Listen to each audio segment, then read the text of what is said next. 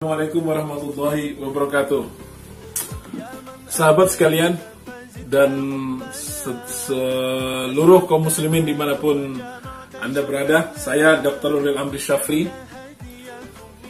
Bahagia pada saat ini bisa bertemu khususnya dengan para sahabat saya. Meskipun kita memang masih dalam suasana pandemi ini dengan hal-hal yang bermanfaat. Dan insya Allah semua itu menjadi amal soleh kita dalam kondisi pandemi ini. Saya pada pagi ini berada di ruangan kecil saya di perpustakaan pribadi.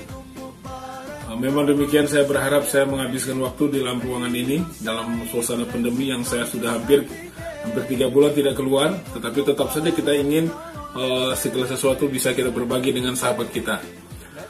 Baik, sahabat yang saya cintai, saya ingin berbicara tentang pendidikan Islam dalam perspektif Muhammad Natsir.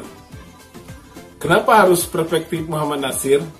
Bukankah Muhammad Natsir itu sudah terkenal sebagai tokoh dan pahlawan nasional, negarawan? Ya betul, beliau adalah tokoh politik, juga tokoh dakwah. Banyak gagasan pemikirannya yang disumbangkan, yang ternyata sangat bermanfaat untuk negeri ini. Itulah Dr. Muhammad Natsir, seorang Perdana Menteri yang pertama NKRI. Dalam konteks ini saya ingin berbicara tentang Pak Natsir dalam pandangan beliau terhadap pendidikan Islam. Karena beliau ini mempunyai sekolahan dahulu sebelum kemerdekaan itu, yang kita sebut di dalam literatur itu adalah Pendis Pak Natsir, pendidikan Islam Pak Natsir. Nah, ini penting melihat ini dalam aspek yang lain dari Pak Natsir. Karena beliau itu ternyata adalah anak negeri yang juga sebagai tokoh pendidikan. Sehingga sebenarnya kita ini kaya banget. Banyak banget tokoh-tokoh pendidikan di negeri kita ini. Maka kalau dunia pendidikan Islam Indonesia itu tidak boleh kehilangan tokoh, kehilangan semangat. Karena memang banyak tokoh. Tokoh kita misalkan Kiai Haji Ahmad Dahlan, Kiai Hasyim Asy'ari. Beliau adalah tokoh-tokoh pendidikan. Lembaga pendidikannya beranak pinak sampai sekarang. Begitu juga tokoh yang lain, misalkan Kiai Abdul Wahid Hasyim yang berada di Jawa Timur. Pondok beliau adalah Tebu Ireng. Beliau adalah kiai yang punya karismatik di lingkungan saudara kita, di lingkungan kita Nahdlatul Ulama. Beliau dalam catatan saya adalah memiliki sebuah pemikiran gagasan yang luar biasa ketika mengembangkan pendidikan di Tebu Ireng ketika itu. Baik, nanti kita bahas tentang ini. Tapi singkat kata, saya ingin mengatakan, banyak ulama kita, tokoh kita, perintis organisasi besar-besar di Indonesia ini, adalah beliau itu semua. Mudah-mudahan Allah memuliakan beliau adalah tokoh pendidikan. Tokoh yang telah banyak memberikan kontribusi terhadap anak negeri ini. Mudah-mudahan kita sebagai generasi berikutnya bisa menghormati, menghargai sebuah karya-karya besar beliau itu. Amin. Fokus ya Allah. Sedikit sekarang bicara tentang pendidikan Islam Pak Natsir, Pendis Pak Natsir. Dalam ruang yang singkat ini saya ingin berbicara khusus tentang proses pendidikan yang dilakukan Pak Natsir. Atau dalam ilmu pendidikan itu kita sering menyebutnya metode pengajarannya atau metode pendidikannya. Meskipun tadi yang kita sebut, kadang-kadang kita harus berbicara tujuan pendidikan, kurikulum pendidikan, metode proses pendidikan, dan evaluasi pendidikan. Nah, dalam konteks ini saya ingin hanya berbicara tentang domain, proses atau metode pendidikan yang ada di Pendis tersebut. Karena bagaimanapun kalau kita berbicara pendidikan, itu memang banyak variabelnya. Tetapi yang paling menarik itu adalah ketika kita berbicara, membaca, melihat tentang bagaimana proses pendidikan itu dilakukan. Kan kadang-kadang pendidikan itu ditentukan oleh tujuan, betul. Kemudian disusun dengan kurikulum, program, betul. Tetapi ada yang tidak kalah penting dan itu menjadi inti adalah bagaimana proses itu dilakukan, bagaimana proses itu berjalan. Nah, ini ada yang disebut dengan dunia pendidikan atau ilmu pendidikan, metode pendidikan. Kurikulum boleh sama, tujuan boleh sama, tetapi ketika prosesnya berbeda, hasilnya akan berbeda. Nah, saya ingin memberikan catatan sedikit terkait dengan metode yang dilakukan oleh Pak Natsir di dalam Pendisnya. Kita berbicara kurikulum itu kan biasanya teori-teori profesor itu mengatakan kurikulum itu ada yang sifatnya amat akademis. Kemudian kurikulum itu ada yang sifatnya personal, pribadi, artinya membangun kepribadian. Ada kurikulum yang sifatnya itu adalah interaksi. Yang dilihat itu, konten-konten itu adalah sejauh mana proses interaksi itu berlangsung di dalam dunia pendidikan. Kemudian ada kurikulum yang terakhir, itu yang sifatnya lebih teknologi. Nah, ini memang zaman sekarang. Jadi kurikulum yang memang terintegral atau nuansanya itu lebih banyak teknologinya di dalam. Dan ini halal-halal saja semuanya. Karena ini adalah proses perkembangan atau corak kurikulum yang ada di dunia pendidikan itu. Nah, dalam konteks ini saya ingin bicara tadi adalah metode yang digunakan Pak Nasir di dalam pendisnya. Yang bisa menjadi catatan. Yang pertama adalah di dalam pendis Pak Nasir itu Pak Nasir tidak menggunakan proses pendekatan dalam pendidikannya adalah bertumpu pada hafalan ilmu yang dihafal, tidak. Nah, ini saya tidak melakukan komparasi dengan pendidikan Islam dalam konteks tadi menghafal teks-teks hadis, Quran, tidak. Saya ingin mengatakan dulu metodenya. Jadi Pak Nasir itu tidak menggunakan pendekatan menghafal. Jadi materi pelajaran itu bagi Pak Nasir tidak dihafal, tapi difahami, direnungkan, dianalisa. Jadi ini terlihat kan. Jadi model Pak Nasir mengajar itu sudah terlihat. Beliau mencoba mengajak anak didiknya itu berpikir, menyelesaikan masalah, walaupun melalui sebenarnya materi ajar. Jadi materi ajar tidak dihafal. Tapi namanya kalau kita sering berpikir, kita sering membaca, secara tidak langsung materi itu akan hafal. Tetapi pendekatan awalnya tidak dihafal. Ini yang saya baca dari proses Pak Nasir mengajar anak didiknya di pendis ketika itu. Itu adalah Pak Nasir melakukannya. Turunan yang pertama tadi adalah active learning. Nah, active learning ini betul-betul anak didiknya itu yang lebih aktif. Baik sahabat sekalian, ini tentu terkait dengan pengalaman Pak Nasir. Pak Nasir ini adalah beliau didikan dari sekolahan Belanda. Kita tahu dari beberapa catatan dan sejarah yang diungkapkan Nasir, bagaimana ketatnya disiplinnya sebuah lembaga pendidikan Belanda itu. Karena kita bisa melihat dari konsep kurikulum Belanda itu kerap kali akademisi. Konten keilmuannya padat memang. Karena demikianlah yang berkembang pemikiran filosofinya demikian. Artinya, pendidikan di Eropa sana, dia lebih akademisi itu tinggi. Ini yang tadi saya maksud kurikulum. Kurikulumnya itu adalah sangat akademisi. Jadi ilmu pengetahuan itu sudah ada, sudah lengkap, sudah ada. Jadi guru-guru ini tugasnya hanya pengawetan, mengajarkan. Nah, itulah yang tadi anak didik pun harus demikian, harus menghafal, semua dihafal. Nah, kira-kira begitu. Nah, Pak Nasir itu melakukan antitesis dari itu di dalam dunia pendidikan yang dirintis Pak Nasir. Mereka tidak melakukan menghafal, tapi active learning. Jadi active learning, anak didiknya lebih aktif. Nah, dalam konteks inilah yang saya lebih catat ini, berbicara tentang proses. Bagaimana proses? Nah, ketika ini guru itu sifatnya menjadi fasilitator. Guru itu sifatnya lebih kayak seperti mentor. Guru itu sifatnya lebih pendamping. Maka dalam kondisi ini guru itu bukan dijadikan betul-betul sumber belajar. Guru hanya mendampingi, guru menemani. Guru adalah menjadi mentor, memberikan semangat. Nah, kira-kira begini. Nah, inilah yang saya baca juga dari buku catatan rekan saya, abang saya, Bang Lukman. Terlihat betul memang kondisi Pak Nasir melakukan proses pendidikan demikian. Jadi anak didiknya itu yang diajak.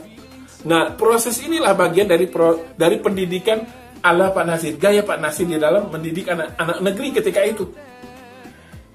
Kemudian yang ketiga ya. Yang ketiga tentunya adalah Pak Nasir lebih mengedepankan suasana diskusi. Kita tahu di tahun 30-an, tahun 30 sampai 36, 37 itu adalah Pak Nasir juga sedang dekat-dekatnya dengan Tuan Guru Hasan Bangil.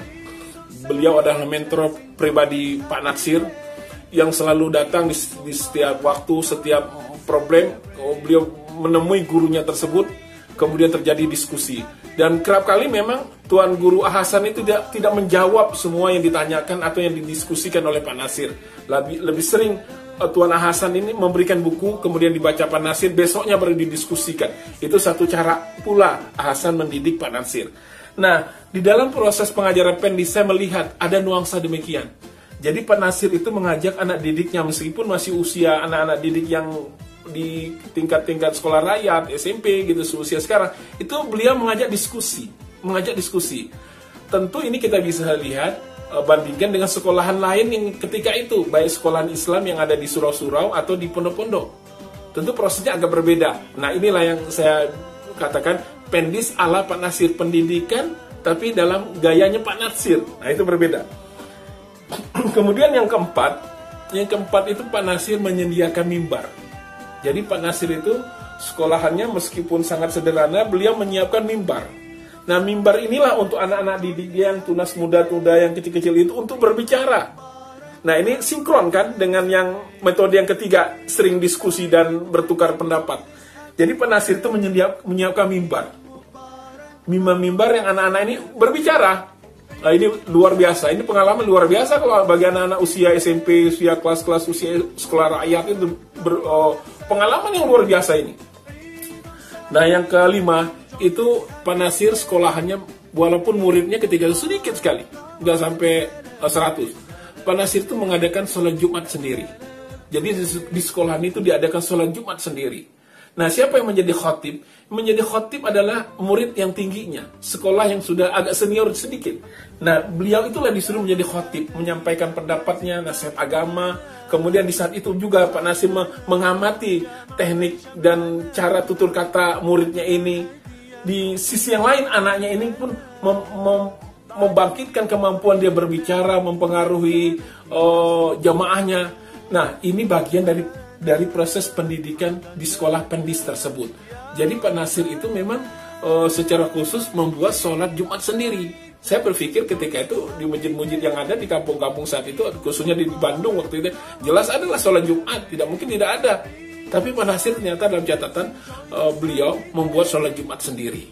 Tentu ini dalam kaitan dunia pendidikan ya, dunia pendidikan, karena ini untuk proses anak-anak didiknya tampil terlatih dan seterusnya. Yang keenam itu adalah Pak Nasir itu memberikan latihan skill karya tangan untuk anak didiknya. Misalkan kalau anak didiknya itu pandai menyulam, diberikan ruang waktu gurunya untuk menyulam, menggambar dan seterusnya. Artinya Pak Nasir ini memberikan ruang untuk pengembangan bakat anak ini dalam skill tangannya. Dan ini kita melihat bisa menjadi ruang untuk latihan ketekunan anak-anak karena dia mengerjakan sesuatu karya tangannya. Kedua, ini juga kita bisa lihat sebagai upaya Pak Nasir melihat bakat anak didiknya ini apa. Karena dia kan tangan tuh. Oh, anak didikku ini adalah suka menggambar, suka melukis dan seterusnya. Nah, ini di sekolahan Pak Nasir itu dijadikan perhatian besar. Dan ini bagian dari proses pendisnya Pak Nasir. Jadi pendisnya Pak Nasir itu ada memberikan latihan-latihan kepada anak-anak dalam kaitan kemampuan tangannya berkarya. Ada yang ketujuh. Yang ketujuh ini lebih unik lagi. Yang ketujuh ini untuk kelas atas, kelas yang lebih tinggi lagi, Pak Nasir memberikan latihan berkebun. Latihan berkebun anak sekolah dengan Pak Nasir. Dan itu tidak 2-3 hari atau seminggu, tidak. Itu terlihat sekitar 6 bulan. Jadi anak-anak itu diberi latihan berkebun 6 bulan. Tentu ini udah kelas-kelas atas ya. Mungkin usia kita itu mungkin usia SMA. Diberi latihan berkebun. Nah, yang menarik lagi adalah Pak Nasir itu memberikan tugas kepada anak didiknya, disuruh mengamati. Mengamati kalau dia nanam tomat, nanam singkong atau nanam padi, disuruh amati itu tanaman itu diamati, dipelototin, dilihati dari waktu ke waktu. Ini ternyata Masya Allah Pak Nasir ini ternyata menjadi sebuah proses pendidikan yang dikembangkan dalam pikiran Pak Nasir. Pak Nasir bukan berpikir tentang hasil kebunnya, tidak. Tapi ini sebuah proses pendidikan kepribadian anak didiknya, jiwanya. Gitu. Kira-kira itu. Nah, ini yang berapa tadi? Ketujuh ya. Nah, dari aspek ketujuh ini kan kita bisa melihat Pak Nasir itu sedang melatih apa? kepekaan sosial anak-anaknya dengan suka mengamati, terbiasa mengamati, kemudian memperhatikan kekurangan airkah ini pohonnya dan seterusnya. Ini kan anak-anak ini terlatih untuk mengamati. Di waktu yang bersama, anak-anak ini berpikir bagaimana memberikan solusi dari problem yang dihadapi oleh tanamannya dan sebagainya. Ini kan pendidikan, ini pendidikan kepribadian luar biasa. Sekaligus ini menjadi kelak, bisa jadi ini menjadi life skill kehidupan, kemandirian. Nah, dalam konteks yang nomor 7 ini, latihan berkebun, bersawah, ini lebih sering saya amati dan saya baca ketika Pak Nasir ini berbicara tentang penyiapan para kader atau mubaligh. Beliau ada di dalam satu pidatonya di satu pesantren, kalau tidak salah di Cirebon ya, berbicara tentang ini, tentang bercocok tanam ini. Nah, ini kan luar biasa. Nah ini bisa kita lihat pemikiran Pak Nasir ini di Darul Falah ya, di satu pondok di Bogor, itu di Darul Falah. Memang itu adalah lahan 24 hektar yang memang ketika Pak Nasir tinggal di situ, beliau mengembangkan hal yang semacam ini. Bercocok tanam, bekerja sama dengan beberapa aktivis mahasiswa ketika itu Pak Nasir melakukan itu. Ini saya meyakini ini gagasan Pak Nasir yang sangat spesial. Artinya pendidikan bagi Pak Nasir itu ternyata bukan sekedar ilmu pengetahuan tentunya, tetapi juga ada kemampuan hidup, berkarya, berinteraksi dengan alam, mengamati dan seterusnya. Baik. Yang ke-8 ya, yang ke-8 itu adalah Pak Nasir selalu menghadirkan di pendis beliau adalah hari-hari seni. Saya menyebutnya hari seni sajalah, atau hari festival. Yang jelas pada saat itu Pak Nasir memberikan ruang untuk anak-anak didiknya melakukan pameran hasil karya tangan tadi, kemudian juga menampilkan kemampuan anak-anak tadi, seninya, misalkan membaca puisi atau memain alat musik dan seterusnya. Itu Pak Nasir lakukan, bagian dari proses pendidikan. Nah, kemudian Pak Nasir itu mengundang orang tua anak didik. Nah, disitulah terjadi komunikasi di antara orang tua dan juga komunikasi informasi dari guru kepada orang tua tentang anaknya. Ini karya si fulan, ini kemampuannya, ini keindahan, luar biasa. Ini adalah bagian dari proses pendidikan yang ada dalam pikiran Pak Nasir. Luar biasa ini. Ya, yang terakhir yang saya ingin sebutkan juga adalah Pak Nasir itu memberikan ruang seni dalam seni musik. Seni musik. Bahkan dalam catatan yang saya sempat baca, Pak Nasir itu juga bahkan beliau mengajarkan main piano. Nah, saya berpikir gagasan Pak Nasir ini sangat universal. Gagasan beliau tentang pendidikan ini ada nilainya, nilai agamisnya ada, tetapi pemikiran Pak Nasir tentang pendidikan ini juga ada nilai seninya. Yang terakhir tadi seni, karena bagaimanapun yang dididik di dalam dunia pendidikan itu adalah manusia yang mempunyai rasa. Jadi seni ini kadang-kadang bisa memperbaiki rasa kita, memperindah rasa kita, membuat lembut rasa kita. Nah, kira-kira demikianlah pemikiran Pak Nasir yang saya katakan dalam aspek proses atau metode pengajarannya yang ada di pendis. Nanti kita akan berbicara pada aspek tujuannya, pada aspek konstruksi kurikulumnya. Tapi ini 9 angka tadi yang menjelaskan tentang proses pendidikan yang dikelola oleh Pak Nasir, kira-kira saya berharap bisa bermanfaat. Nah, pertanyaannya, kalau ada pertanyaannya, kira-kira sekolahan mana? Sekolahan yang mana? Sekolahan yang model apa yang saat ini mirip dengan gagasan Pak Nasir? Kita bisa menjawab sudah. Tapi baru sekedar mirip, tidak utuh seperti pemikiran Pak Nasir. Nah, mudah-mudahan pendidikan Islam, proses membangun pendidikan lebih berkualitas di negeri kita ini makin hari semakin berkualitas dan semakin memperlihatkan kekhasan jati diri kita, anak Indonesia, putra Indonesia, dan kekhasan kita sebagai Muslim Indonesia. Kalau kita membuat sebuah lembaga pendidikan baru, lembaga ini SMP, SMA, misalkan yang baru swasta, itu kalau tidak ada kekhasannya buat apa? Mendingan kita memperkuat lembaga pendidikan swasta yang sudah ada. Nah, inilah yang harus menjadi perhatian besar lembaga pendidikan, memberikan ruang untuk anak itu berkembang potensinya. Di sini yang saya menarik, Pak Nasir itu betul-betul tidak saja ada di dalam alam pikiran beliau, tapi beliau sudah melaksanakan proses pendidikan yang Pak Nasir itu betul-betul memberikan anak-anak itu ruang untuk berkembang potensinya. Masya Allah. Mungkin ini juga yang menyebabkan lembaga pendidikan kita masa silam yang dikelola tokoh-tokoh orang-orang Indonesia masa silam itu kerap kali melahirkan manusia sebagai pemimpin, manusia sebagai menjadi pelopor, manusia yang tekun atau manusia yang mampu memberikan solusi di tengah kehidupannya. Tapi bukan lembaga pendidikan, nauzubillah, yang kerap kali malah melahirkan orang-orang yang tidak kreatif, melahirkan orang-orang yang tidak bisa memimpin. Jangankan memimpin sebuah komunitas dan masyarakat, memimpin dirinya kadang-kadang. Nah, kita tidak ingin lembaga pendidikan, apalagi lembaga pendidikan Islam, mempunyai problem yang seperti ini. Mestinya lembaga pendidikan Islam, dimanapun lembaga itu, khususnya di negeri kita, di Indonesia ini, yang swasta pun demikian, yang Islam swasta yang saya maksud, itu harus terdepan memberikan sebuah harapan, solusi di dalam dunia pendidikan. Insya Allah nanti kita akan bahas pada konteks ini, dunia pendidikan Islam di Indonesia, atau sejarah pendidikan Islam di Indonesia. Nanti kita kalau membaca sedikit sejarah pendidikan Islam di Indonesia, dengan hasilnya kondisi kita saat ini, kita akan bisa memberikan catatan-catatan apa yang mesti ditingkatkan, diperkuat, dipercepat pengembangannya apa. Apalagi kalau kita ngelihat dari sejarah kurikulum pendidikan Islam di Indonesia.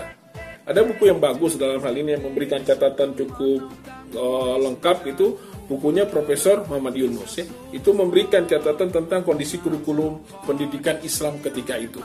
Nah, yang itu yang saya maksud, dia tidak ada kedekatan atau tidak ada kemiripan dari pendisnya Pak Nasir. Walaupun kita sama-sama ini pemikiran Pak Nasir kita sebut pendis. Nah, itu. Karena begini, pendis Pak Nasir ini kan dia antitesis dari proses atau pendidikan atau sekolahan Belanda. Tapi kalau pendidikan Islam yang ditulis oleh Profesor Muhammad Yunus tadi, itu adalah data-data lembaga-lembaga pendidikan Islam memang sudah berkembang dahsyat di Indonesia ini. Khususnya dunia pesantren. Dengan kurikulumnya. Nah, nanti kita akan bahas sejauh mana kontribusi model ini terhadap perkembangan Indonesia, khususnya di pendidikan Indonesia, dan juga melahirkan tokoh-tokoh yang luar biasa di negeri ini. Kita akan lihat nanti. Mudah-mudahan akan ada. Jadi sekali lagi, saya ingin mengatakan pemikiran pendidikan Pak Nasir ini memang layak terus kita amati, kita teliti. Tapi tentu adalah untuk kaitan mencari kekuatan, kekhasan yang memungkinkan kita bisa manfaatkan di dalam penguatan pendidikan kita masa ini dan untuk ke depan. Saya pernah juga membuat video tentang arti pendidikan. Bahwasanya pendidikan itu tidak bisa didefinisikan seperti definisi-definisi pendidikan yang ada di buku-buku. Tidak sederhana itu, saya katakan demikian di dalam satu video. Nah, saya betul-betul melihat pendis Pak Nasir ini sepertinya beliau pun melihat pendidikan dalam aspek seperti tadi. Pendidikan tidak bisa didefinisikan. Artinya ketika kita melakukan definisi itu kan memberikan batasan. Nah, ternyata yang dilakukan Pak Nasir tidak demikian. Kalau pendidikan yang ada di buku-buku yang didefinisikan, itu cocok memang untuk menerjemahkan sekolahan yang ada, yang kita alumni dari sekolahan itu masing-masing. Tapi ketika berbicara pendidikan, itu lebih luas. Pendidikan itu lebih luas dibanding yang ada di dalam pikiran kita sekalipun. Itulah pendidikan. Nah, Pak Nasir ini saya lihat ada di situ. Beliau ada nuansa itunya. Ini yang menarik. Mudah-mudahan ini bisa kita manfaatkan. Saya pernah membuat sekolahan lab school ya, sebuah lab. Saya beri nama Muslim Cendekia Madani. Dan pelajarnya sudah sekarang tuh 5 orang sudah sampai kuliah di Mesir. Dan ini dalam waktu yang cukup cepat. Kita siapkan anak didik ini 2 tahun dalam tingkat SMA, Memang targetnya itu dia kuliah ke Mesir, dan alhamdulillah sekarang 5 orang sudah di Al-Azhar. Nah, saya ingin katakan adalah proses memang yang di dalam sekolahan yang saya buat sebagai lab tadi itu, memang prosesnya saya sebagai guru dan beberapa kawan juga menjadi guru di situ, kita tidak menjadi guru seperti dalam deskripsi guru yang ada. Kita jadi guru di situ betul-betul jadi mentor, kita jadi pendamping, kita menjadi motivator, bahkan kita seperti, dan itu adalah pendamping yang menemani seorang ibu yang ketika ingin melahirkan seorang anaknya, melahirkan sebuah sesuatu yang berharga dari seorang ibu itu anak. Nah, di dalam dunia pendidikan saya ingin memahami begini, bidan, kita seperti bidan, kita mendamping anak didik kita yang mungkin anak didik kita ini ada gagasannya, ada idenya, ada kreatifnya, itu yang kita pancing keluar. Nah, pendampingan proses pendidikan macam inilah yang sangat spesial. Jadi pendekatan kita terhadap anak didik kita memang kerap kali agak personal, agak pribadi memang. Karena kita didik bukan sekedar ilmu pengetahuan yang kita isi, tetapi adalah anak didik ini kita isi secara utuh. Nah, itu sepertinya ada saya lihat di dalam gagasan Pendi Syafat Nasir. Maka saya agak tertarik dan berbagi dengan rekan sekalian. Mudah-mudahan semua ini bermanfaat. Wallahu a'lam bishawab. Assalamualaikum warahmatullahi wabarakatuh.